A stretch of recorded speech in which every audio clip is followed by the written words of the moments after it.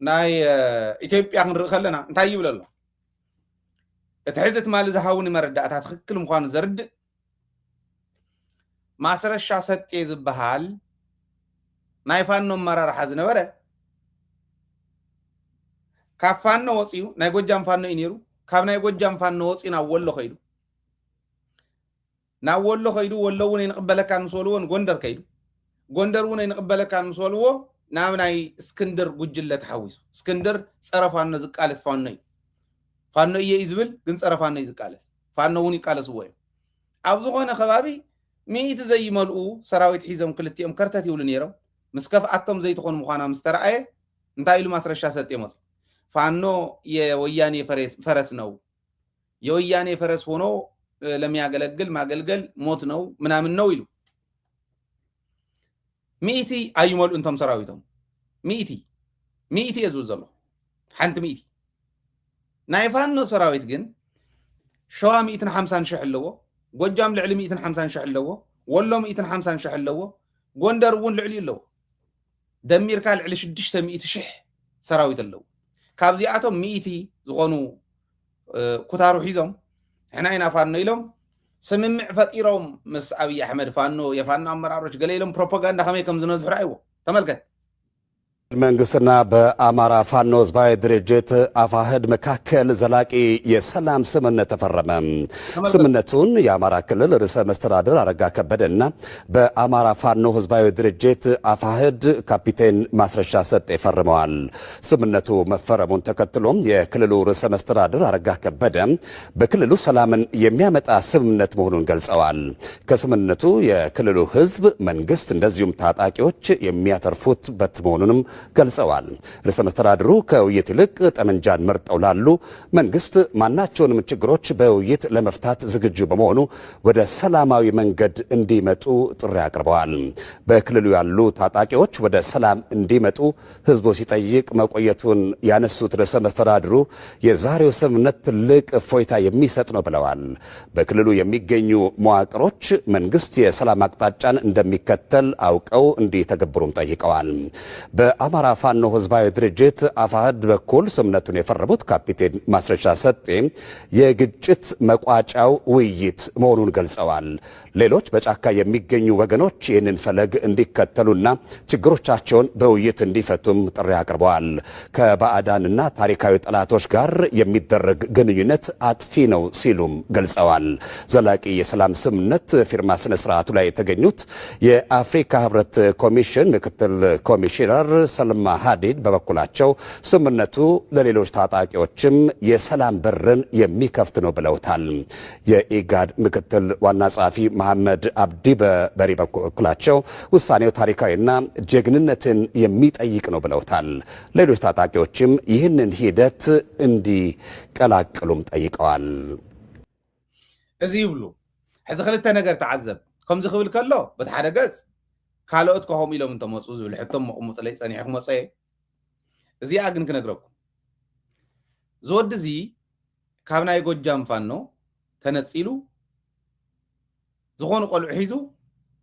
ይኸይዱ ናበይ ከይዱ ናብ ወሎ መሪ ወዳጆ ይቅበለካን ዘወርበል ምስ በሎ ንጎንደር ከይዱ ጎንደር መሳፍንትን ካልኦትን ልጃለም ዲገለ ዝበሃል ወዲ እውን ኣሎ ኣይንቅበለካን ምስ በሎ ናብ እስክንድር ከይዱ እስክንድር ካብ ብልጽግና ብረት እናተቀበለ ጥይት እናተቀበለ ንፋኖ እዩ ዝቀትል ነይሩ እዚኦም ዝገብሩ ነይሮም ተም እስክንድር አፋሃድ ምናምን ዝበሃሉ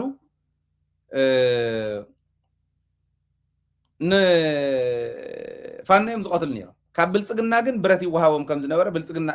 ፋኖ ባዕሎ ጽዎ እዩ ሓይሎም ናብ እስክንድር ምስ ከደ ኣመራርሓ ናይቲ ናይ እስክንድር ወይ ናይ ኮነን እስክንድር ባዕሊ ዝመርሖ ሕዚ ዝወዲ እዚ በቀዳማይ እውን አስሚዕናኩም ኢና ኣብዚ ተዛሪቡ በቃ የወያኔ ፈረስ ስለሆኑ ምናምን ይሉ ናይ ወያኔ ፈረስ ስለዝኾነ ይኮነን ንፋኖ ከዲዕዎም ከይዱ ሚኢቲ ዘያእኽሉ ሰባት ሒዞም ምስ እስክንድር ኣብ ዝኾነት ውሻጠ ተጸጊዖም ዝነበሩ እዮም ፋኖ ሕዚ ይትረፍዶ ፋኖ ጠቕላላ ፋኖ እቶም ካህናት ናይ ቤተ ክህነት ጸገም ሪኦም መነኮሳት ክቅተሉ ከለው ሪኦም ናይ በዓል ደብረ ኤልያስ ልዕሊ 600 ሰብ ክቅተል ከሎ ሪኦም زوصو كهنات 5000 كهنات يو مسفان نزنيو كهنات يزب زلو أنا زولكو يكون ليك أونت أبا ولا تنساي أو زي قريبا يوم نيرة قلب علم زولوي لعل 5000 فانول ناي بيتك ند مالتي فانو تقلالا ግን 600,000 لعليوني يدمر 100 زي أخلو سبات حيزوم تفليهم أحنتو شاطنيرهم فانو خسادوهم كلو خبوتان أبوتا دحري إيدهم هيومنا بلصقنا بولم بار بروباغندا نسرح لازي أتواهيلو بروباغندا ناي بلصقنا نمسرح إي تخوم تغيرو ومالتي تترديهم بروباغندا كما يسرح نعنا يطفانا ميديا زخفتنا له مخنيات ون صلاعتنا حيلو مبزيا ددبي تخفتلو مخنيات صلاعتنا حيلو مبزيا ذا حيلنا يصلاعت خا ميغرنا نسعرا سلنفلط افت حيلو من دحر دخمنا يوم افت حيلنا ما خداخمنا يخول بميديا يمصاوت نيرم بارت يمصاوت نيرم زين تسرحنا نقدميت ابيك نبصحكم نخل رغصي جن تايكنا حسب كعيدل صنيحه بمحارنياكم لسو ايه مچم ملو معلتي نديو تسرحنا كنملص اينا بمحارنياون تግርኛውን كنملص اينا تاينا ግን كنحسب زلنا ናይ አብይ አሕመድ ድሌት ንትግራይ ንበዓል ጻድቃንን ንኻልኦትን ሒዙ ብትንትንትንትን የብላን ንዋዕል ዘይናበብ ሰራዊቱን ዕግርግር ዝኣተዎ መንግስቲ ሰራሕተኛ ዕግርግር ዝኣተዎ ስራሕና ቋረፀ አገልግሎት እናቆረፀ ዝኸይድ ሰብ ክህሉ ክንተሓማመስ ንዋዕልና ከይንተኣማመን ፖለቲካና بخم بعل ود ورده زبله ናይ አባጋዊ የካይዳ ዝኸይድ ናተሓመሰ ክኸይድ ሕወሓት እውን በቃ ንቃለሶሉ ዝበሃል ሕማም ኣሎ ዝውድብ እዚዩ ሰብ እኳ እንተሓመቐ ከም መመራርሑ እንተሓመቑ ዘይወድቕ ውድብ ምዃኑ ብደንብ እንዲኽርዳእ ዘለዎ ማሕበረሰብና ክወድቕ እንተዝኾን ኣነ ኣይመገደፍኩም ከኣቱ ነይረ ክነልዕሎ ትውድብ ከማይ ዝበሉ ብዙሓት እዮም ዝወድቕ ውድብ ኣይኮነን እቲ ፕሮግራም አንብብዎ በይዛኹም ደብረፅዮን ስለ ፀላእኹን ሕወሓት ኣይፀሎና ወይ መንጀሪኖ ስለ ፀላእኹን ሕወሓት ኣይፀላን ፕሮግራም የዘንብቦ ይጠቕሞ ዶ ንህዝቢ ትግራይ እዩ ዝብል ትግራዎት ንኹን መጀመርያ እዚ ከምኡ ዝበለ ፈተና ብምቕማጥ ገለመለ ሕምስምስ ክእትወልና ንዓና ንፋኖ ከምዚኦም ዝበሉ ከዳዓት ከደምቲ ናይ ስልጣን ፅምእ ዘለዎም እዚ ኩሉ ህዝቢ ምስ ተጨፍጨፈ ሞፋኖ ዓወታቱ ምስ ተቃረበ ህጊሮሞ ዝኸዱ ሰባት ይሕዝዶ بالحز أفهموس كازور نبي نتقرأي نمنتاي أمونكم حران تقرأين حون تزيزوري إلا كم تامس إرتراح قبرنا دوليز نبره ولا مويتنا إنا مليسنا يا تافيش السايكل تبهال قريسو زستخاخلا بلح مريحنا تقرأي أوزيو كريديت قبو من مرح تقرأي تايم غيرهم نتوالعهم كتنورس كنا ناخذكم إلى ما تشوفوا منا تقرأي جونسايد بس حوا ولا إرتراويان آتيهم بليعهم تقرأوا بليعهم جيجا نيرو مغينا دحنا نفده ساتمونا بزتعامم كمصو إحنا ونا بزتعاملنا خنكيد نخيد ويش نقول سا تستفقنا كحاسي زلوه مني خاص حبيرنا نخاصه بحق زمت بحقي بسلام زمت بسلام حوص أزغنا حوص أبو زغنا وين نسنفن قل لبومو إرتراويان زول ملك تعليفهم جنرال مقوي زحلوفا سمعهم يوم زي أجيرهم يوم قريس أما تبي أجن أوكي هم ولا أنت ولكم كبال عكم يلا صريحهم مزنور هدمو كميز ولا بحز ولا جزاوت تصريح فرنو أنت يترفلو فرنو نسونا العلون مشتخ يلهم نايمك الرش حنت مسرع مسترفت حزب نقحو نابد أتغري له أي زلوت أن نخمس يوم ويلهم بمولو بوردر حيز زنورة سراويت إثيوبيا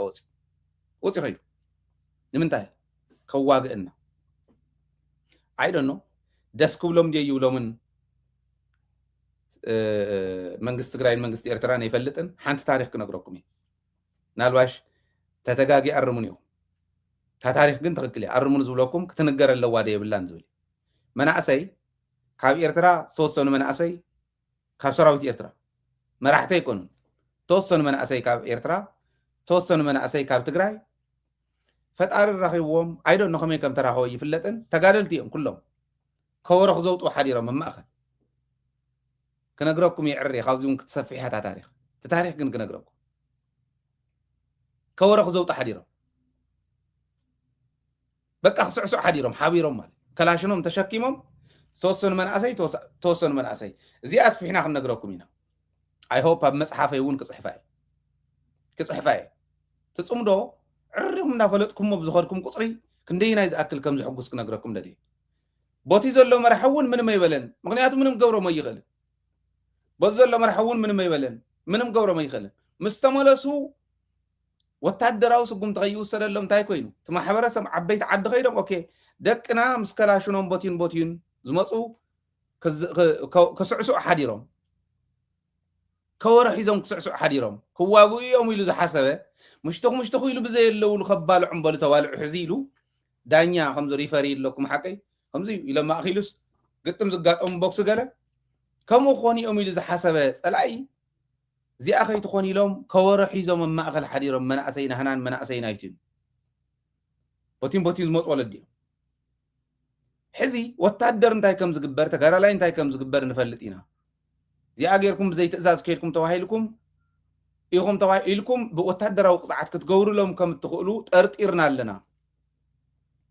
سلازة حدراهم إلهم نخلتي مرحتنا غيرهم من يوم تم مرحتي لحرك نوصب تم راحتي مو خاب هزبي وصا دا انت نقبر من عسى انت اخم غيركم توهايلم تتبلوا تتحاتتوا سع حديرنا منهم كتب لا يتخيل انزيا تاريخ بوزح لوت صم كنقر زي خيل بوزح تاريخ تأمري بقلص يزارب زلو تأمراتي ازي استغورلي كبال عنا زخده صلاي كم زغيرهم تم من عسى يون يزلكم تم راحتي فتيحهم ما تم ناي تግራይ مرحتي بتخكل شعبية تقاقي يصنيح جيجو أري محز تصمدو يبللو تخكلي تصمدو يدلي الناي مبعر تصمدو سيخون تنبرتنا خملسا تستوقد أخي كحس ناتكمون حلافنتي قمي نقبر إل كان مزتاي كنعطينا كن مرحوينا تزبنا تصمدو قنزيز مسلي هالاي هزو خبلع مسبل صقنا خوينو مستزبل عنا نزبل عنا نكوينو خجفر كله نحنا تاريخ كنسرحينا تاريخ كسرح يتوصم دزني شعبياون نهزبو تاريخ صريح يخيد نباري يكونن ودب نبرت يكونن قلسوات إساياس مسل ملكعኛ ሰብአይ አሪጉር ይኹም በቃ ዕድመኹም ያ ሓላፊ ይኹሉ ስለዚ ክልቲ ህዝብ ሓደ ጌርካ ተኣምር ዝበሃል ታሪክ ሰሪሕካ ኣብ መወዳእታኻ ፀቢቁልካ መወዳእታ ይፅብቀለይ እውን ይበሃል ቀብረ ይፅብቀለይ እውን ይብል ሰብ እዚ መወዳእትኡ ዘፅበቀሉ ሰብ ክኸውን በዚ ኣጋጣሚ ክመክር እየ ዝደሊ ንኩሎም በኣና ዘለው በቲኦም ዘለው ከምዘይ ይምለስ እንድሕሪት ግን ምንም ኣይትጠራጠሩ ተረዲእና ኢና ንሰርሖ ተረዲእኒ እየ ዝሓትት ክሓትት ከለኹ ኣነ ኣብ ሕቶይ እውን ምሕረት የብለይን ኣብ ወቐሳይ እውን ምሕረት የብለይን ኣብ ድጋፈይ እውን ከማ ብመርትዖ እከለ ከይብለኒ ዝበሃል ነገር የለን ንህዝቢ ጥራሕ ይጥቀም ክትጠቅም ምዃና ንሕዚ እንተይኮነስ ንፅባሕ እውን ገምጊመ እየ ዝኽእል ከባልዕና ከምኡ ክገብር ከሎ ግን መሊሶሞ ሰራዊት ትግራይ መሊሶሞ ፖለቲከኛታት ትግራይ ታቪሽስ ሳይክል ቆሪፆማ ህዝቢ ትግራይን ህዝቢ ኤርትራን ጋሪዱ ዝነበረ ናይ ፅልእ ግድግዳ ኣፍሪሶሞ ፅምዶ ሕዚ እናኸደ ኣብ መንግስታት ከም ዝጥመረ ይጠራጠር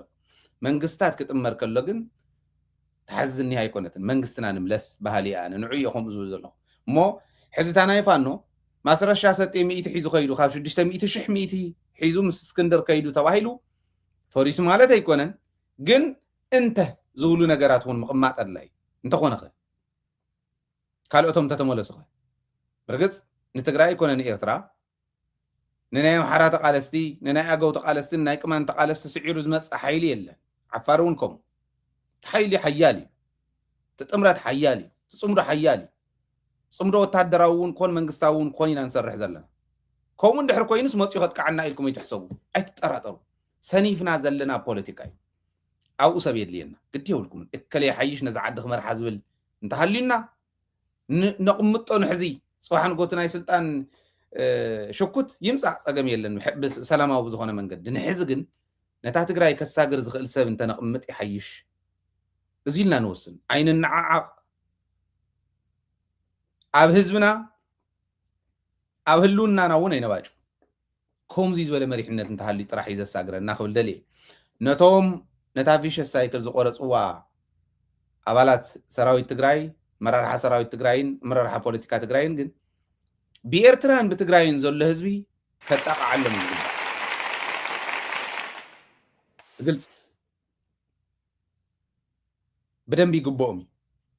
حزق عب في الله تازنها كرتت تولزلا بوليتيكا تجراي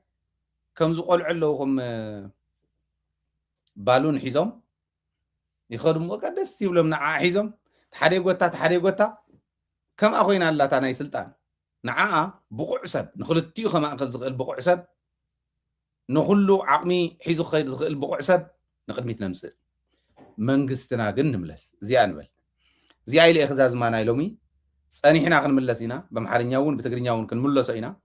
سئلنا ان بلو يكون ان غرفو يكون انت خناتات انكر راس لزخونه ازناون دامنا خن كل سلازلنا ناي قدن عقمنا زفقدو كله خنسرحينا